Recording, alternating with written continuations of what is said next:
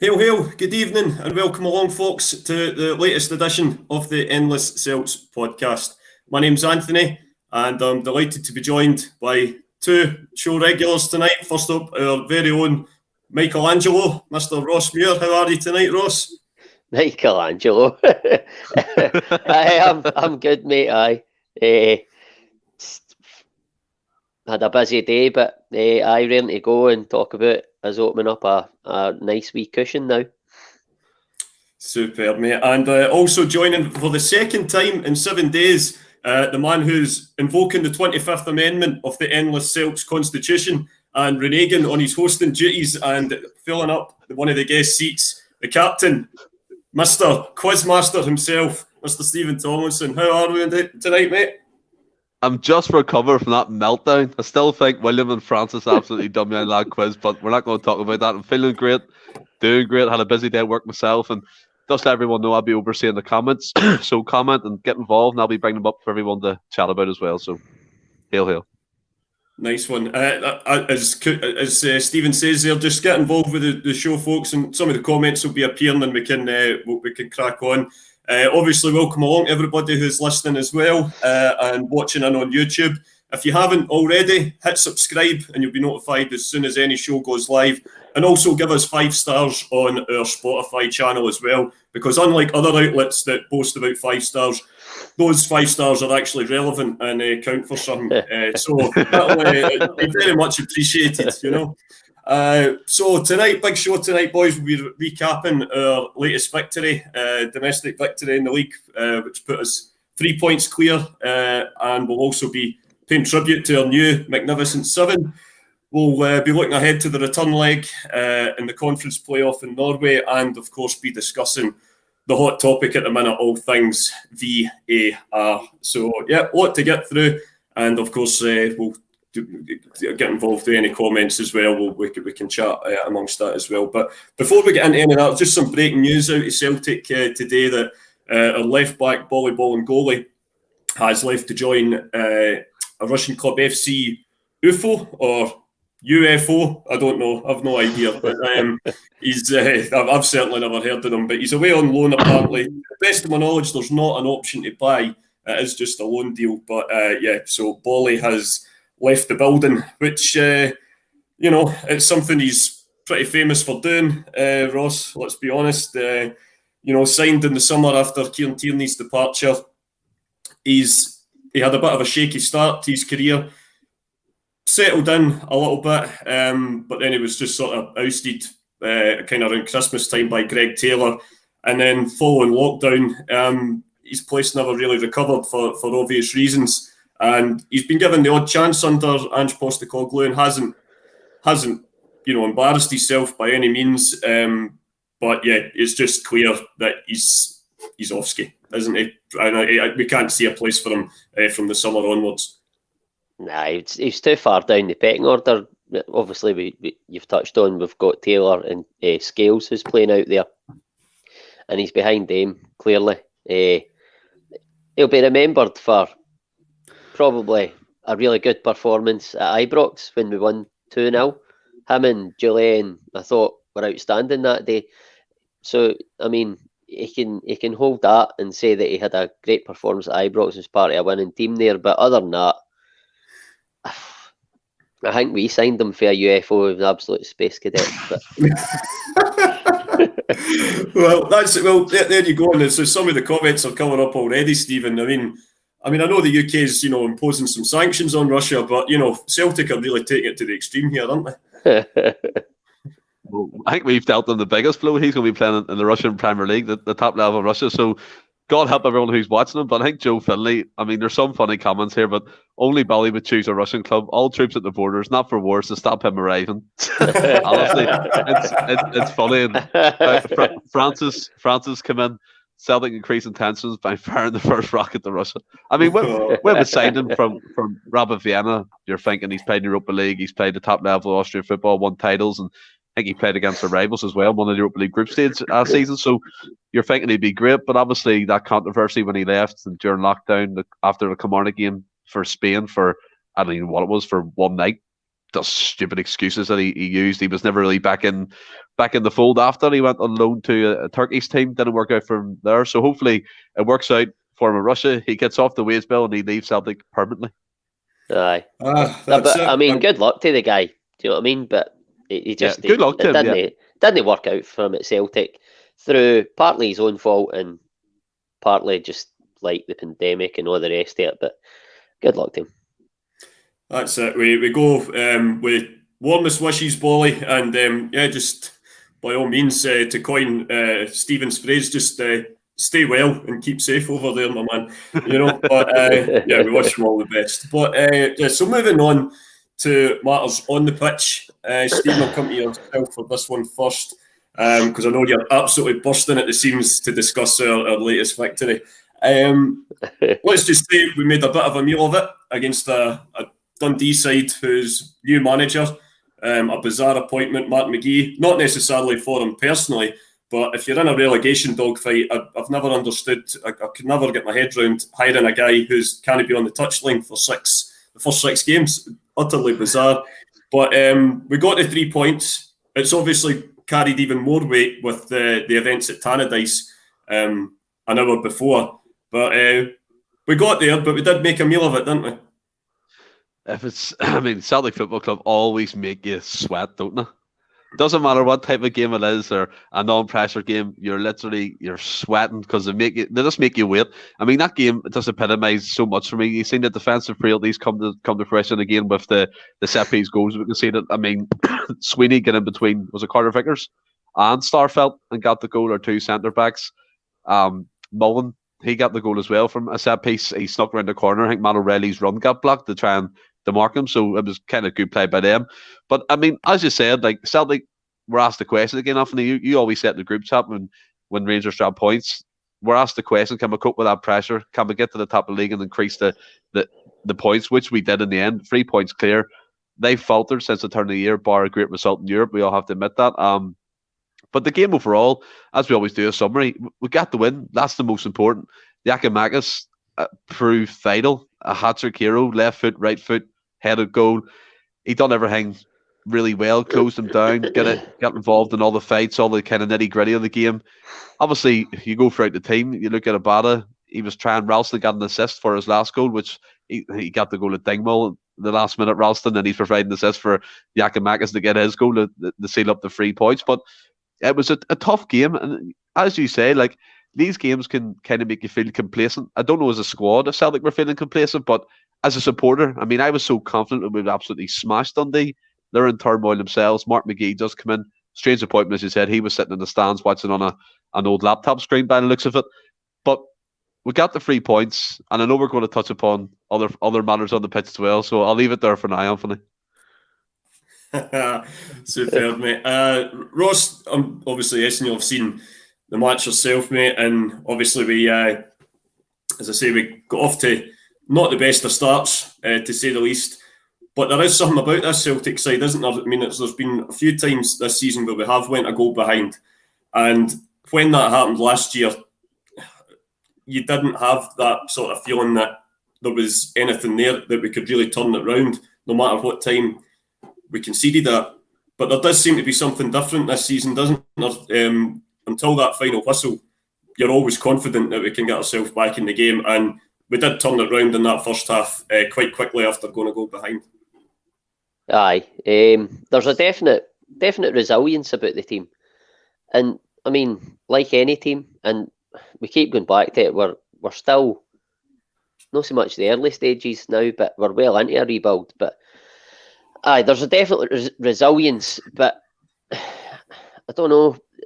It's like you go back to Angie's training session and they never stop. And I watched the, and folk, if there's any Rangers supporters listening to this, they'll be like, oh, obsessed watching the Rangers game. But I watched the Rangers game on Sunday. I watched it. I had a bit of time, and I mean, shoot me down if you're going to watch your nearest rivals who's in a title race with you. But I watched the game, I dipped in and out, but the second half, Rangers were all over Dundee United, right? And I think at one point in the second half, they had 62 touches inside Dundee United's box. But in the end, like, I was watching it and I felt they were going to get an equaliser, but after they got the equaliser, I never felt like they were going to get the winner, and they were playing like really fast. It looked like it was off the cuff, just desperation. And then you go to the Celtic game and you watch Celtic at 2-2. There was no desperation. It wasn't fast paced. It was kept doing the same things all the time. They totally believe. The manager has got them totally believing in the way he wants to play football. They don't deviate from it. They never panic. And I mean, I have to admit, against Dundee United, when we got the late goal, it was getting to the stage I didn't feel like the goal was coming. But I always felt on Sunday that the goal was coming. I always felt they were going to get it. They never ever panic. And that's one thing I love about this Celtic team. Okay, they've conceded, I would say, probably one poor goal on Sunday. Defensively, probably one poor goal. But the way they just keep going and believe in what they're doing, and they get the rewards, and they get the rewards again. And don't get me wrong, you don't want to go through the next however many, is it 11, 12 games left? You don't want to go through the games like that. But in the end, if we do and we come out on top, you're taking it all day long, because at this stage of the season, as much as Ange wants the performance, the players want the performance, the fans want the performance, and I want the performance, but at the end of the day, it's 3 points. That's the most important thing at the business end of the season. And right now, we're doing it. I think domestically, in all cup competitions and the league, I think we're 26 games unbeaten at the minute. And that's title winning form. And for me, I just take my hat off to the manager and the team and the players for the belief and the will to win. It's first class. I couldn't agree any more with that, mate. Like you say there about going on these, especially the kind of long unbeaten runs, and I think there is sometimes a myth that builds up with successful Celtic, sides over the years, and I think the most recent one we can use as an example is Brendan's Invincible season. Now, if you were sitting reminiscing about the Invincible season, you'd be forgiven for thinking that every weekend it was 5-6-0, and we just blew teams away, and nobody could live with us, and it was all a walk in the park. Mm-hmm. Now, it was up until maybe the autumn time in that season, but between autumn and I'd say maybe about this time, going into February, March. Now we did have a big lead that year, because Rangers were dropping points right for the very beginning that year. There's no getting away for that. But so many of those wins were 1-0s, 2-1s, close victories, that you maybe, it doesn't until you actually watch the DVDs back and the footage of it that you realise, God, so many of the games we could have dropped points there. Funnily enough, there was a game against Dundee, but I was watching it the other night, and it was just before Christmas, and Celtic had went 2-0 up, absolutely coasting, and Dundee scored a goal out of nowhere and then missed an absolute sitter in the last minute. So, it could have been drop points against Dundee that year as well. But it just goes to show that, how many times in Martin's treble winning season did we go a goal down? And we would come back as well. So I think what this Celtic side shown is what those Celtic sides showed back when it was their time, that there's a resilience, like you say, about them, and they're not going to panic when things aren't going their way.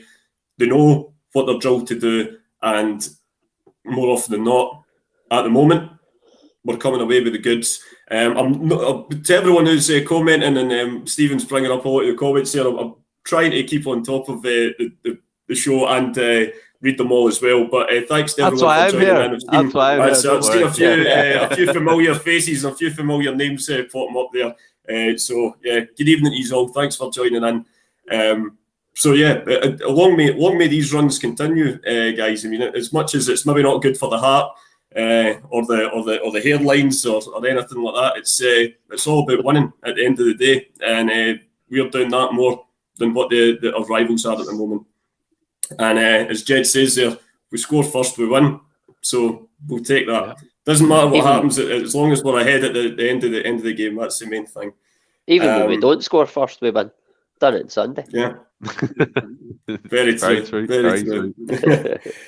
So I think obviously we're delighted with another win for the team, Ross, but I do think we've got to single out one man and one man only. That's our gorgeous Greek god, our new magnificent seven, shall we say, a perfect hat trick. And we've been speaking on the show kind of post New Year really about how he's been far more involved than just with the injury to Kyogo for starters. But he's been getting more and more games. He has contributed with a few goals, but we've been speaking about his all-round performance, that there was something like this was brewing. And these are the kind of games that endear you to the Celtic Park crowd, isn't it? Getting 3 goals in a very tight game and doing the business when it mattered. Is that for me? Aye, that's for you, Ross. Aye, sorry. I think he's, well, I've said it in other previous podcasts, I think he's been absolutely outstanding for Celtic since the turn of the year. At the start of the season, fits and starts, a couple of wee games here and there, people weren't sure. I'm not, like, this is no be hindsight or whatever, at the time, I did say, I seen bits and pieces in him where I thought there was a player in there, but you couldn't be sure. But for the turn of the year, he's been absolutely outstanding, and he was turning in performances, but he wasn't getting his goals, but for good goalkeeping and stuff like that. Sunday, it just all came together. He got a bit of confidence for the goal against Wraith Rovers. He's took it into Sunday there, and it just all came together, and it came together at the right time for Celtic, because I mean, that was a game for parts we struggled in. It was 2-2, and he's came up with not only the winner, but a hat-trick when Kyogo's no here. And by the way, like, Kyogo is a wonderful player, right? And any Celtic, well, this Celtic team does miss him. But by God, as the big man, he's the blow. He's carried, not carried as that's no fair in other players, I don't mean it like that, but he's led the line fantastically well. And again, I'm not saying we've not missed Kyogo, but he's really made it a hell of a easier. And you could say Kyogo will be like a new signing when he comes back, because he's been out for that long, and hopefully he's coming back in the next couple of weeks, and he'll just help us along the way in that running. And what another option to have. It's brilliant. Absolutely. I don't know about yourself, Stephen, but there's something that I particularly love about Giakoumakis, right? And this is going to sound really stupid when you hear it to start with, but whenever he seems to be one of these strikers that just absolutely loves the feeling of scoring a goal. You see the way he reacts every time he puts the ball in the back of the net. He's absolutely elated. I mean, you see some of these strikers sometimes, and it's, that's the look at me, and it's the strutting and the posing and whatnot. But he seems to do it. It's not just about doing it for him. It's a bit like he's done something for the team here. I even look when I think back to a few weeks ago, the weekend before the derby, when we got that last minute winner against Dundee United. Obviously, it was a Bodo who scored that day. But Giakoumakis had been on for the start of that game, and it got taken off with, I think, about 5-10 minutes to go when we were chasing the game. At that point, you're actually questioning Ange a little bit and saying, what are you doing taking the big man off when we were leading a goal here? But, Abada moved into his position, scored the goal, and, we've seen it, especially down in England, these sort of pampered prima donnas who would probably sulk on the dugout, nothing to do with me, I didn't contribute, so they'll not get involved. Giakoumakis ran the length of the touchline to get in to celebrate Abada scoring that goal. He's starting to find the back of the net more often, but his all-round play and his personality shows that he's very much a team player, isn't he? Well, I think the interview that he done, I think it was a pre-match press conference, I think it was a week or so back, when the person said, did you join Celtic to play Champions League football? And he just said, no, I joined Celtic because it's Celtic Football Club. That epitomises the type of character he is. And as you said, that celebration, a lot of players down in the pampered leagues of England, as you rightly alluded to, Anthony, would be sitting sulking with their protein shakes in their mouth. But no, he was up, he was bouncing, he was ready to celebrate with the team. Just want to get a few of the comments involved. Martin Kay made a great point. I've lost the comment, Martin, but I do remember. Good memory, Martin. He said, do you think that big Giakoumakis will play with Kyogo or Kyogo play off him at some point? I do think that could be an option going forward, definitely. And one thing about Giakoumakis that I love, he's not full of tricks. He's not full of flashy things. Just gives his effort, his enthusiasm for the game. Doesn't look the quickest, but he gets there. He gets the goals, and he was everyone's favourite scapegoat after the penalty miss against Livingston. And I have to admit, me too. I kind of berated him. I did berate him. I berated him on the podcast for missing that penalty versus Livingston. But he never let it get to him. He kept his head up. He worked hard. He's got back into the team. You could effectively say Mieta has to play the position to accommodate Giakoumakis now. So we thought Mieta would come in to play number one striker, but behind Kyogo, obviously, for his injury. But Giakoumakis went, nope, this is my jersey. I'm number 7. I'm scoring hat-tricks. I'm here to stay. He's been absolutely fantastic. And in the comments again, James Hislop thought he was brilliant. He should have had a penalty. Yeah, I agree. That was definitely a penalty. Yeah, 100%. Absolutely. We're obviously going to be touching on the all things VAR pretty soon, to be honest, but that'll absolutely come up because, I mean, I was actually sitting over in the corner. It wasn't sitting in my normal seat this weekend. I was, myself and my sister were at the game, and we were actually, very close to the away support at the weekend. So we had a right good view of it. And, sadly, you're not surprised, but it's as much a Stonewaller as you're going to see all season. And, there's been very little comment about it so far in all the phone-ins, etc., and from all the experts in the media. And I can't believe that it wasn't given. Can I just say as well, like there's like another podcast going separate here in the comments. There's all sorts of conversations happening. Joe Finlay, I don't know if you've seen that. Anyone seen the Rangers fan rerun the league after 80 minutes if the game's finished? It's madness. They'll be arguing hedges shortly. I totally agree with you, Joe. I mean, Martin coming back in, Francis, they're all having conversations. William, this is another thing I don't get. The league means nothing. I obviously that's sarcastic. It's all about your Europa League. Well, Europa Conference League that we're in. I still think the Europa Conference is important, but again, that's a podcast for another time after a European game, isn't it? Oh, absolutely. But obviously, we're going to be looking ahead to the return leg as well. But I tell you what, we'll start off with the sort of VAR debate before we move on to all things Europe. And I'll come to yourself for this one first, Stephen. And I'm not going to go and try and do too much on individual incidents because you'll get accused of being biased one way or the other. I've only seen the Rangers incidents today, about the ones that they were looking for over the weekend. And Celtic have obviously had decisions go against them this weekend again.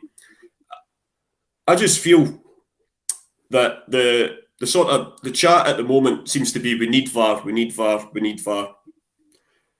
I'll be honest, I'm not convinced because, I watch the Premier League to a relative frequent extent. And although it's improved since it was first introduced a couple of seasons ago, there is still, on a almost weekly basis, quite clear and obvious errors being made by VAR for me as much as there is by the referees on the pitch. In theory, VAR should improve things. It really should. And I think in terms of the clear and obvious ones, it would. Of course it would. But when you look at some of the decisions down south that are still, in my opinion, going the wrong way. I mean, I'm trying to think of one of the most recent ones. Liverpool were at Crystal Palace a few weeks ago. And it took the VAR they looked at it about 15 times, this penalty incident. It was never a penalty in a million years. I thought it was. They had about 50. I mean, I know I'm going to be accused of being biased as well, because obviously I'm the Red of Manchester. But it's like I couldn't believe, we probably still look at football through a lens of before, and it's just not a penalty for me. I just didn't see anything in it. But VAR took 15 looks at it. And then they had got the referee to come over and look at it as well. And you're just like, I thought VAR was meant to be for clear and obvious errors. Now, if you're taking 15 looks at something and you still can't make your mind up, are we kidding ourselves that VAR would improve things? I have to admit with you, to be honest, right now I don't pay much attention to the English Premier League. Only when I'm bored on a Saturday night I'll flick on Match of the Day. But I don't want VAR anywhere near Scottish football. Yes, I love a good piss and a moan about refereeing decisions, but it makes for a podcast like this. It makes for good conversations. I think when you're being all robotic and you're putting lines on a pitch and someone's fingernails offside, it just takes away from football for me, the excitement. Yes, it's improved. I mean, the first time VAR was introduced down south, it was an absolute bomb scare. Everything was given as penalty kicks, and touching the player's fingertip was given the penalty kick, and it was absolutely shocking. But I just don't see the need for it. I don't think Scottish football could afford it unless the two big clubs paid for it out of their own pocket. Yes, we all complain about refereeing decisions. John will be listening to this and he'll probably be saying, what are you talking about and all that. But it's my opinion. I just don't think VAR suits Scottish football. We don't need it. We don't have all these fancy, glitzy stadiums. We don't need that either. I just love Scottish football the way it is. It's plain and simple for me. Keep VAR out. Improve our referees. That's where we need to go. Make them professional. Pay them more money, or bring foreign referees in to solve this issue, so there's no accusations of biasm or what do you call that other one? A conspiracy against another club. Because we've seen, we have to admit, we've seen decisions given for Celtic in favour in terms of another team should have a penalty kick or a free kick in a certain area. It does happen. Maybe not so much as it does for Celtic, but at the end of the day, Anthony, VAR to me, it's too robotic, and I just don't like it. It stops and starts the game. I'm not for it one bit. No chance. I thought I was going to be perhaps outnumbered on that. I'm not. I don't like VAR at all. But I'm a bit shocked because I know Ross. A lot of times he's not a fan of it either. But we might have to being devil's advocate here, Ross. I don't know what your thoughts on it are, but let's just say that the argument is for the pro VAR sort of side of the debate is that it would clear up sort of blatant decisions. Now, you would look at perhaps if we're going to go on individual cases, I think it's safe to say Rangers would have had at least one this weekend. And in my view, it was a blatant penalty for Celtic on Sunday as well with the Giakoumakis decision. But just because we think it's clear and obvious, this is the problem. You're still going to have the same referees on the park are probably going to do shift patterns to be the VAR 1 week as well. So, it's still the same. The technology is only as good as the people implementing it, aren't they? Do you think it's got a place in Scottish football? What's it? Well, to be honest, that's what I was going. What's he saying? To be honest. Jeez, Jed. This is totally a family show. Totally agree. To go back to your question, Anthony, that's what I think. It's only as good as the people that are implementing it. I was going to say that myself, but I'm sort of on the fence with it. I hate it. I hate it down in England. The games I've watched, most of the time, they get it wrong. And the way they implement it down there is different for the way it's implemented in Europe. I think if they implemented it the way it's implemented in Europe and in Scotland, then it's something I could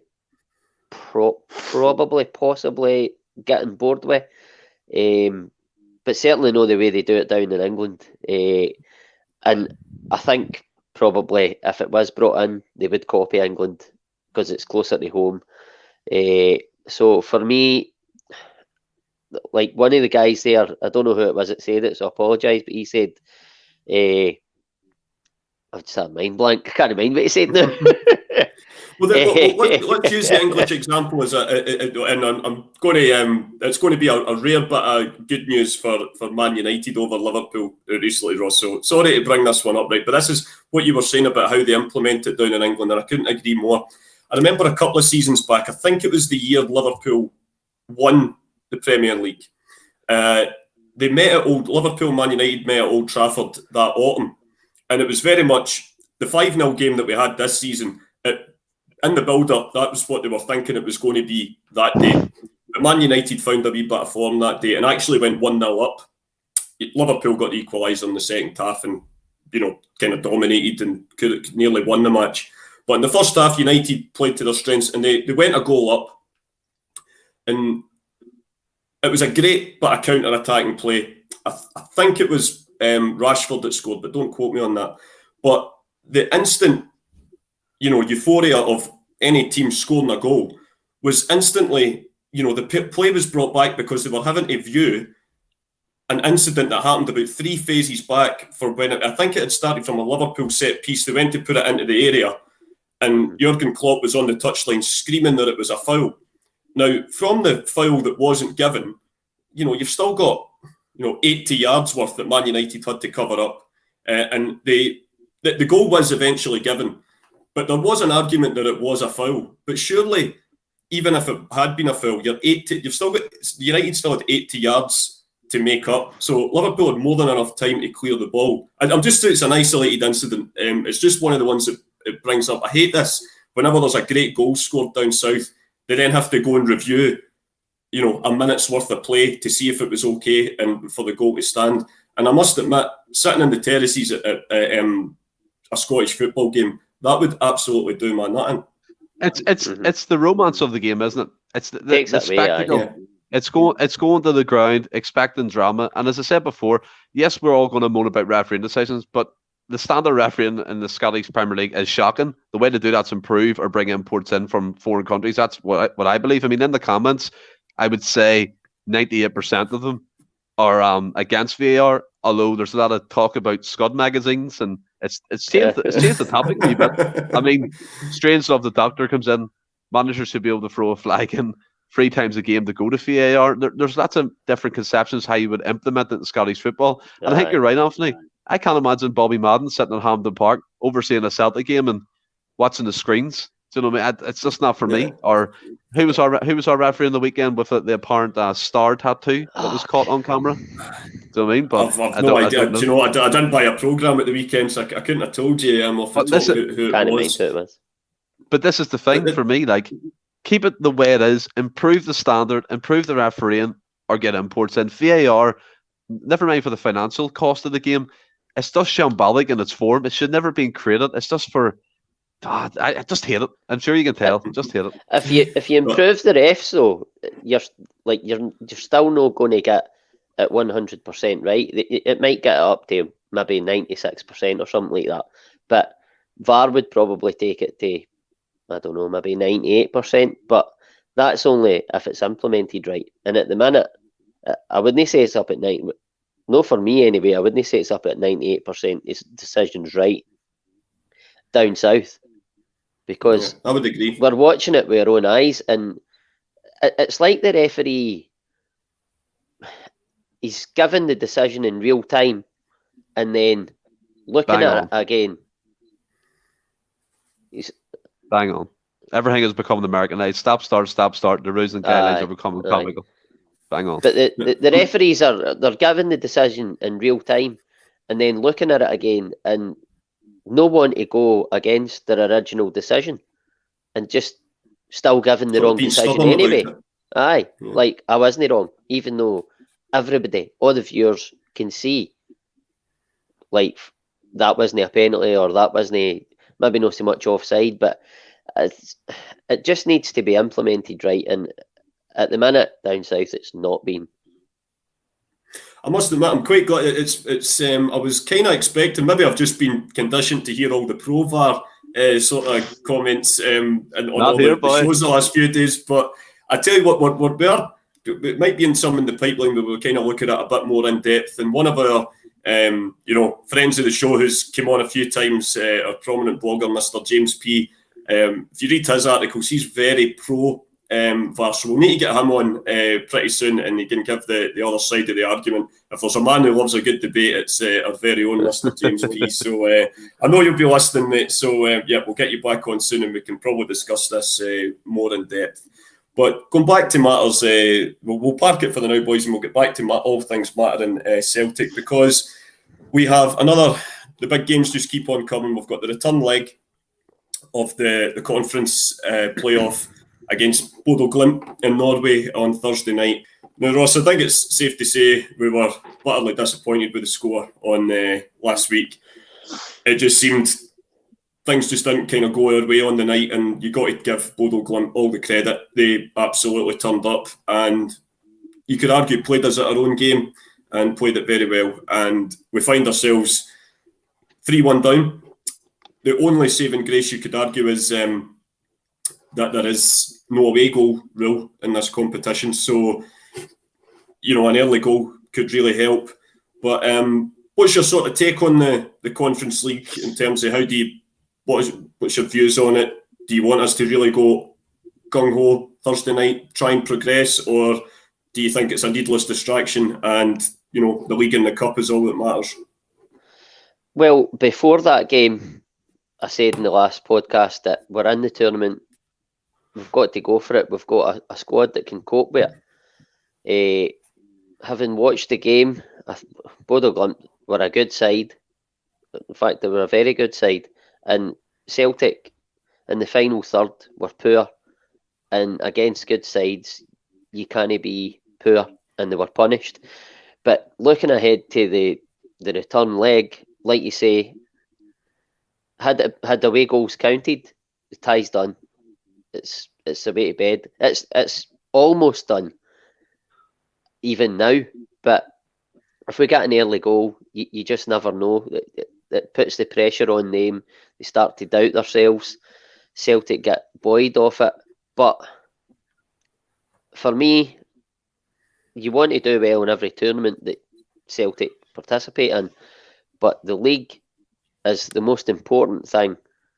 So I think they've got the squad there, but I think whatever Ange thinks his best team is, he should maybe rest some of the guys and keep them for priority. I think he should prioritise the Hibs game on Sunday at Easter Road, because we've watched what can happen when you go away after a European game just on Sunday there, and we don't want that happening.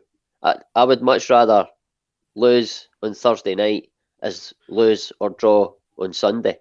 So for me, I would probably go strongish to try and give ourselves a chance on Thursday night. You don't want to get turned over, but for me, I'm prioritising Sunday over Thursday now. Absolutely. I suppose obviously we'll have the chance to go 6 points clear, albeit perhaps only for a short period of time, because obviously there'll be the main event on Sky on Sunday when we play Hibs at Easter Road before Rangers play Motherwell at Ibrox at 3 o'clock. So there is a chance to go 6 clear, Stephen. But I did see a few shakes of the head there when Ross was making his point. I get the feeling you want us to go hell for leather and get into the next round. Simple question, why shouldn't we? We should not be afraid of a team like Bodo Glimt. Yes, they outplayed us and outfought us in every department in the home leg, but I've seen their stadium today. It looks like the Tony Macaroni of Norwegian football, so maybe signs don't look so good. But I hate this narrative that because we've lost the first leg, that we shouldn't try and at least restore some pride back into the team and get through. As I said in the previous podcast with William and Francis, this is the third literal division of the European football Conference League. We always say Celtic are a big European club. Celtic belong to the Champions League. But when it comes to it, when push comes to shove, we got beat, but it's okay. The league, we're going to go 6 points clear potentially, which is great. It's just for me, we should be aiming to perform well in Europe, boosting ourselves back in Europe, because our last performances over the campaigns previous have been shambolic, let's be honest, bar a few great wins at Lazio and stuff, but we need to restore some pride into the setup. Ange Postecoglou's talked about it before. He wants to challenge on all fronts. Yes, I maybe said it tongue-in-cheek that it could have been lip service to the fans, but looking back on it, he definitely believes it. Bodo Glimt are nowhere near as strong as the financial might that Celtic have. We should be going out there looking to win that game and progress in the Conference League while also keeping the challenge up in the SPFL. I don't think that's out of our reach. I can see comments coming in, different opinions, some agreeing with Ross. I said as well, it's just the fact that we always said every year we belong to Champions League. If we belong to Champions League, why are we struggling at the Conference League level? This is what I don't understand. People say Iggy's building, it's a revolution, which I agree. But the revolution that's came so far in the Scottish Premier League, we should be able to translate that and beat Bodo Glimt, and that shouldn't come across arrogant. It's the way Celtic should come across this game, that we go win this tie and get through. Do you know what I mean? But you're basically saying because they're Bodo Glimt that Celtic should just automatically beat them because they're not as big a name. No, That's not how European football works now. I'm not saying that. I'm saying, yes, I said they outplayed us, they outfought us in every department in the first game, but we need to go over there and replicate that. Replicate what they done to us. As Martin says here, get the early go, have a go, play the strongest team. We'll have a big squad now. I said that. We're talking about a contingency now, about the squad, the depth of the squad. Use it to the advantage of the team and get through a tie like this. I think one of the things. I mean, you have to. Sorry, Anthony. You have to remember as well. It's got to be minus whatever. It's a plastic pitch. It's difficult conditions. We've played at home, okay, with a poor performance. And by the way, I'm not saying write the game off completely. I'm saying at this moment in time, and the where Celtic are, like the league is the priority. It's always the priority, the league, and especially this season because of the riches and the rewards at the end of it. Unlike different seasons or previous seasons when we've won it, you still have to qualify. You've not got the automatic qualification. But this time, the carrot's there. And I just think that we have to go all out for that, which we're doing. And I would like to go further in the Conference League. But realistically, I think it's difficult. I'm not saying it's not going to happen, but it's difficult. And I think, for me, you've got to prioritise Sunday. Not you, the comment. No, I know that. I think one of the things that struck me was that fact that we haven't won a a European knockout tie since 2004, which I mean, I suppose like a lot of stats, they can be painted different ways. There's years that were okay, we're maybe not getting into the knockouts, but we've qualified for the Champions League. So there's you can manipulate stats and data any which way you want it. But it's definitely a stat we would like to rectify sooner rather than later. I think both of you guys make great points, although I must admit as well, in terms of prioritising or whatever, I think we could all agree that Ange Postecoglou will only be prioritising one thing, and that's the next game. That's just his makeup. That's just the way he's made. That's the way he wants his team to play. And I'm sure, to be fair, both matches, the team will be set up with a primary aim of winning the game. And Thursday trying to progress, Sunday trying to get the 3 points. Sorry, Stephen. Can I put something back to you both? I mean, yes, I think the league is the bread and butter. We always say it every season, and we always bang on about it, and it's true. We need to win that league title. Obviously, the carrot at the end of this league is the automatic entry to the Champions League, £40 million automatically in your pocket. But when we say we want to progress in Europe, when it gets past Christmas, there seems to be a kind of a sensation where it's okay to go out and not keep going and keep progressing as a club. Because the way I look at this, we've got a squad, like we've got Maeda, Giakoumakis in brilliant form, Abada, and they should be going to these venues like Bodo Glimt full of confidence. Yes, as I said, the Malta is the first game, but we can't have this sensation always when we get beaten the first leg of a knockout tie. We can bow out and we can focus on the league. That doesn't wash on me. We need to progress in Europe. That's where I'm coming from. I know what you're saying, but I think that the progress in Europe will come. Like you're saying there, after Christmas, sort of just go, oh, right, if we go out, it doesn't matter or whatever.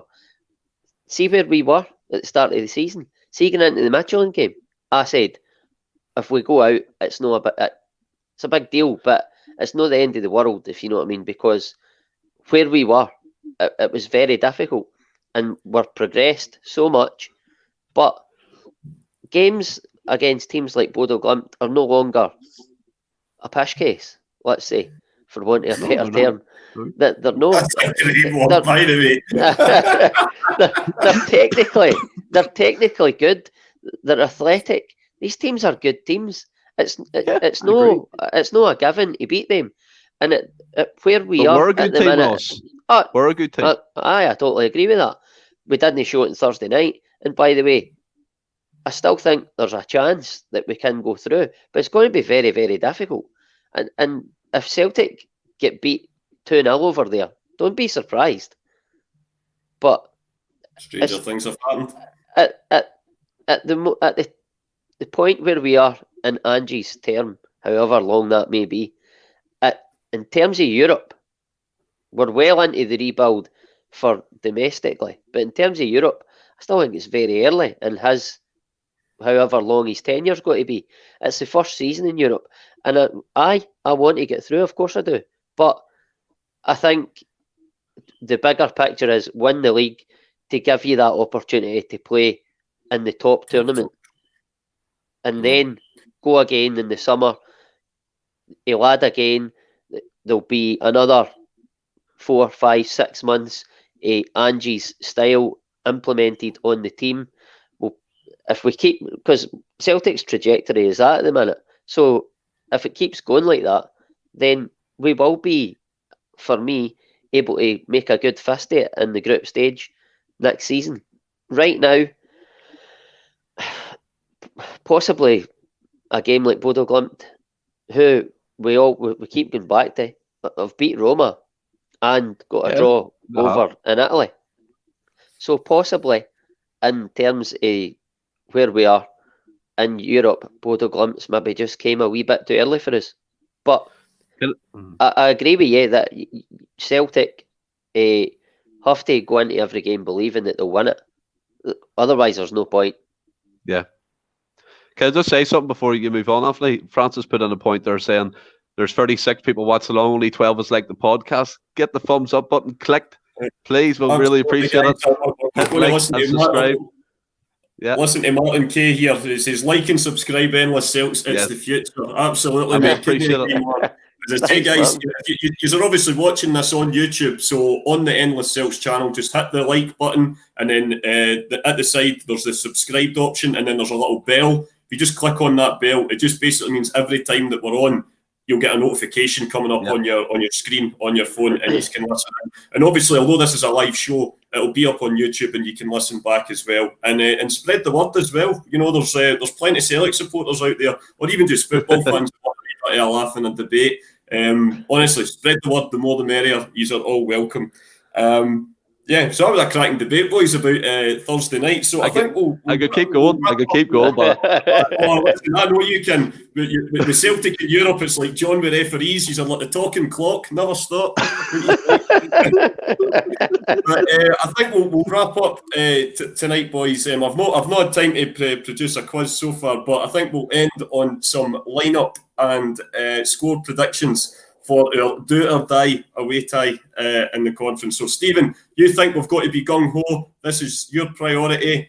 What's your score? Who are you putting on the pitch to get us through to the next round? My starting 11 would be Joe Hart, Juranovic, Carter Vickers, Starfelt, Taylor come back in. I'd play McGregor, Hatate, O'Reilly, Abada, Giakoumakis, and Jada. Get the early goal, as Martin Kay said previously. Get 1-0 up in the first 10 minutes. Get it up to 2. Maybe try and sneak it to extra time. And then win the game. I think I'll go confident. I'll go 4-1. Wow. I'll tell you what, I would, in the words of Kevin Keegan, I would love it if that happens. Absolutely. Ross, what about yourself, mate? You're going to go give some predictions and line up, I think, probably. And after that debate, I want to win this game. I might just go strong. It's the next game, isn't it? I think we'll go Hart and goals, back four, Juranovic, Carter Vickers, Starfelt, Taylor.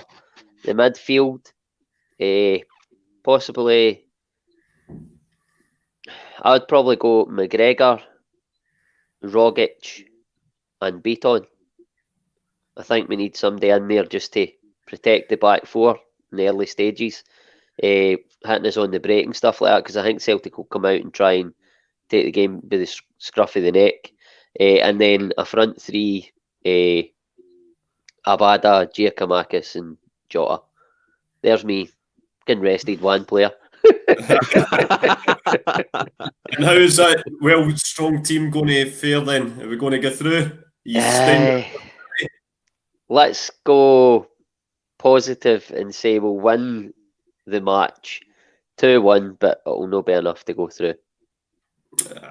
Well, What about yourself, Anthony? Well, do you know, I'm just going through the team that Ross picked here. That would be my team. I think that's the team I think will start. There was an argument. I was saying this to my dad earlier. I think there is an argument for starting James Forrest, because I just think James Forrest, even when he came on last week against them, James's plays a little bit more direct than Abada for me, and we've seen him go, up in the Nordic countries and do the business before. You remember that vital away goal he scored against Rosenborg when we played them in the Champions League qualifier.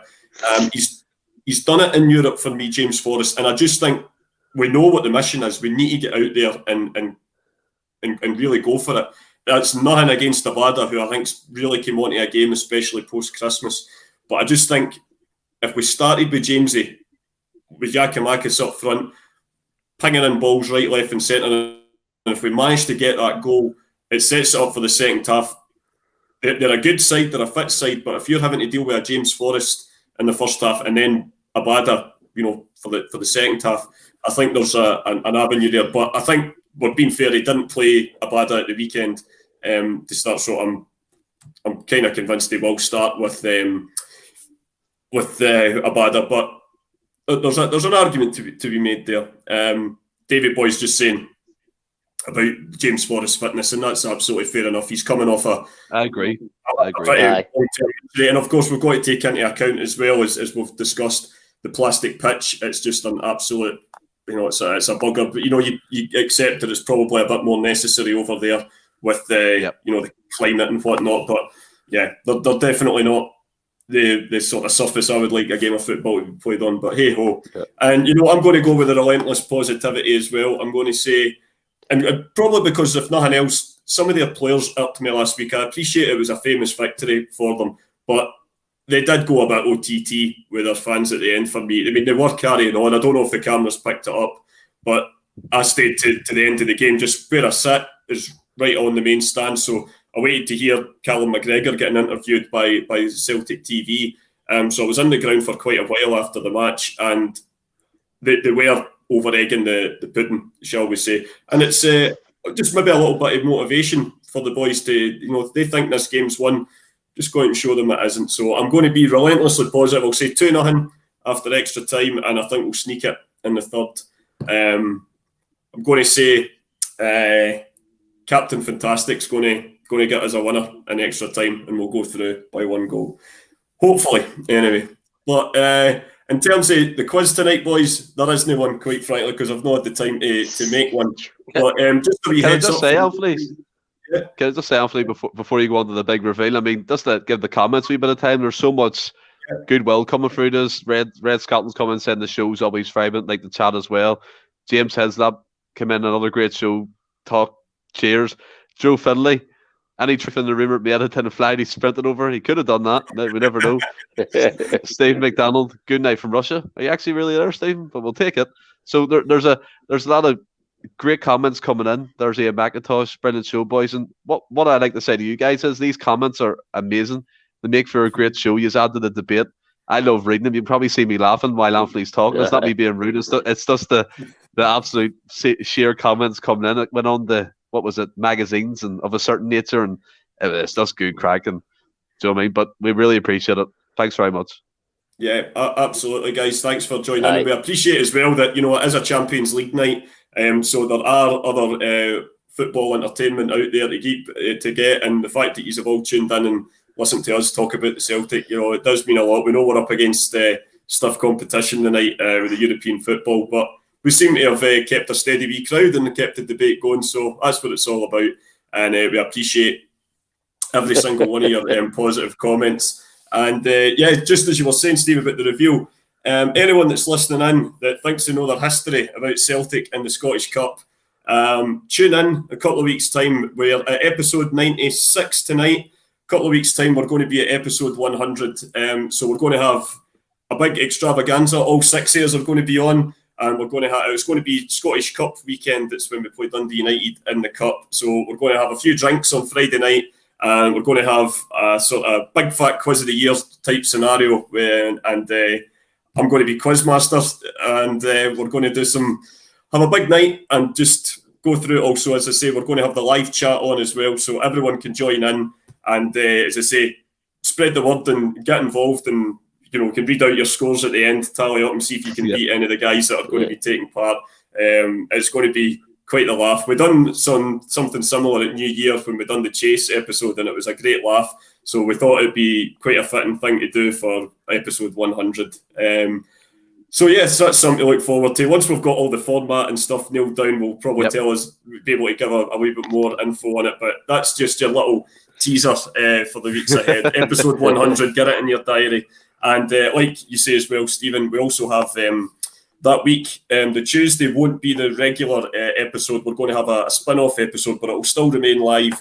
I'm going to be joined by a friend of ours, Nick Boyle, who we're going to be discussing Celtic's latest financial results and what it means for the club going forward. And I dare say there'll probably be a wee history lesson as well, and just how the club used to be run financially, how it's changed since it's moved to a PLC.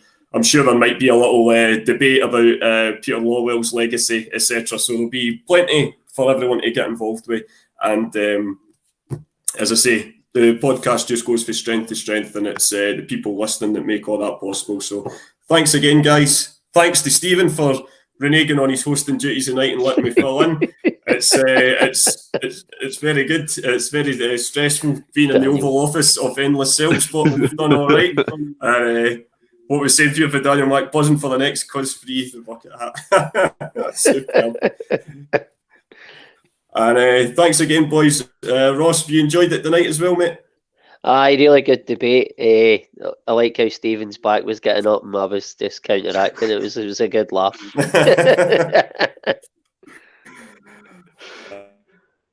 It doesn't take a lot to get my back up, Ross. You know Russia that. and Ukraine and Britain can maybe get around with us. They should get round their negotiating table and learn how to properly debate, and then the world might not be ending anytime soon. But hey ho, that's for the politicians to sort out. But until next time, I'm going to bow out and say thank you and leave it with the main host of the show to give it our famous phrase. Cheers, folks. Stay well and keep safe. Hail, hail.